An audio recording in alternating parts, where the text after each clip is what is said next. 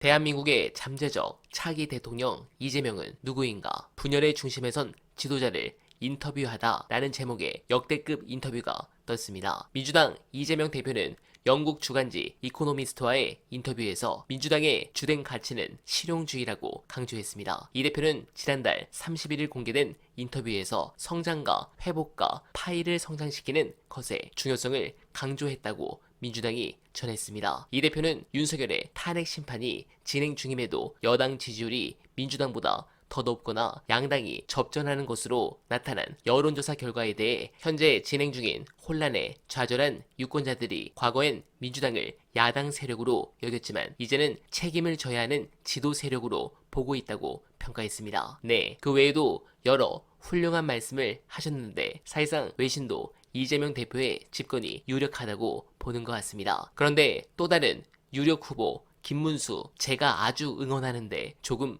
어려울 것 같습니다. 안타까운 뉴스 보시고 이어가 보겠습니다. 일단은 저는 김문수 씨가 저렇게 1위로 계속 나오고 있는 거, 네. 이거는 국힘의 입장에서는 객관적으로 볼 때는 저게 되게 안 좋은 현상인데 네. 본인들은 저거를 그냥 현실로 받아들이고 있더라고 지금. 이대로 가면 김문수가 후보가 될 가능성이 실제로 있다. 꼭 그렇게 되기를 바랍니다. 아이 그 국가를 위해서는 그러면 별로죠. 아니 국가를 위해서라도 김문수 같은 사람이 대통령 후보로 나서서 네. 확실한 정체성을 보여줘서 이거는 명백히 위헌정당이다. 아. 이걸 각인시켜주는 게 국가를 위해서 굉장히 중요하죠. 아, 그렇습니까? 저건 이제 윤석열 씨의 그 가지고 있는 파워 내지는 결집된 표가 얼마 되지는 않더라도 그 표를 잃어버리기 싫어하는 사람들이 김문수에게 그 표를 몰아주면서 우리들의 세력을 공고히 하고 싶다 이런 취지를 저는 판단합니다. 네. 근데 결국 김문수 씨는 못 나온다. 왜요? 김문수 씨는 못 나올 수밖에 없는 여러 가지가 있다. 왜요? 여기서 밝히기 좀 곤란한데 약속합니다 저랑.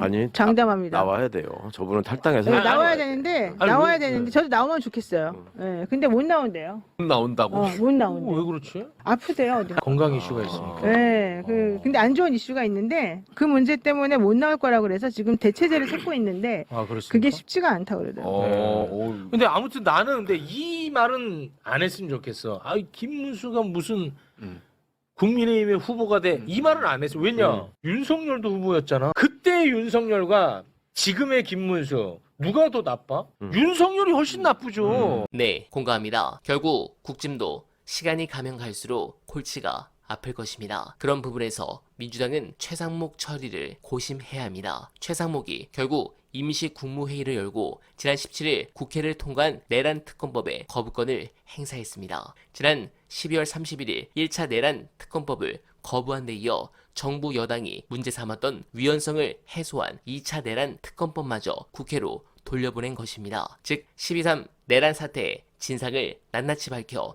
책임을 묻는 역사적 소임을 외면한 비겁하고 무책임한 처사입니다. 이번 2차 내란 특검법은 최 대행이 한 달 전 1차 내란 특검법을 거부하면서 사유로 들었던 위헌성 요소들을 모두 제거해 야당이 새로 발의해 통과시킨 것입니다. 심지어 2차 특검법안 마련 과정에서 국민의힘이 반대한 외환 유치와 내란, 선전, 선동 혐의도 수사 대상에서 제외했습니다. 하지만 이는 내란 범죄의 중대성과 윤석열의 수사 불응을 애써 외면한 주장입니다. 내란 특검법은 윤석열 직접 조사를 포함한 수사 완결성을 높이고 검찰과 공수처 등에 분산돼 있는 내란 세력 수사를 일원화해 전모를 밝히기 위해 꼭 필요합니다. 철저한 내란 진상 규명에 국민의힘 내 양심 있는 의원들의 동참을 기대하며 어나마는 오늘도 최선을 다하겠습니다. 여러분 고맙습니다.